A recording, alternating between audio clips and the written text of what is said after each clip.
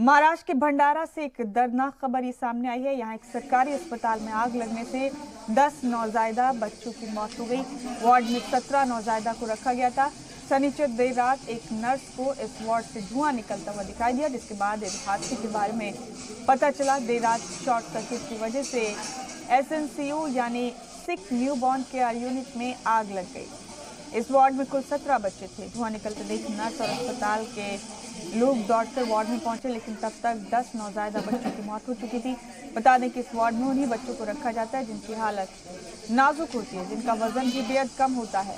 जानकारी के मुताबिक SNCU में धुआं उठते देख ड्यूटी पर मौजूद नर्स ने वार्ड का दरवाजा खोला, फौरन अस्पताल के उद्देदारान को बताया, जिसके बाद मौके पर पहुंची फायर ब्रिगेड ने अस्पताल में लोगों की मदद से रेस्क्यू ऑपरेशन शुरू किया, जिसमें 7 बच्चों को बचा लिया।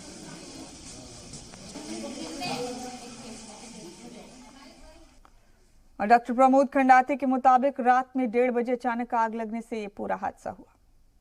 सामान्य रुग्णालयामध्ये आपल्याकडे SNCU युनिट आहे। त्या SNCU युनिटमध्ये जवळपास इनबॉर्नमध्ये 7 आणि आउटबॉर्नमध्ये 10 असे गंभीर आजारानं न्यूबॉर्न बच्चू भरती होते। तर आज जवळपास 1:30 वाजता सिस्टर ड्युटीवर होती। सिस्टर ड्युटीवर असताना अचानक आउटबॉर्नमध्ये स्मोक झाला, त्याला पूर्ण धुरानं पूर्ण रूम बंद झाली ती। तर मग धावत सिस्टर गेल्या, आत दरवाजा उघडला।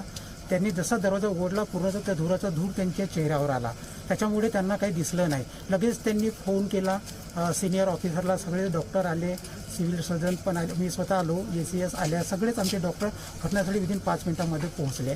त्याच्या ज्यांना जसं होते त्यांनी बच्चू काढले। आमच्या डॉक्टरांनी प्रयत्न करून बच्चू काढले, बाहेर काढले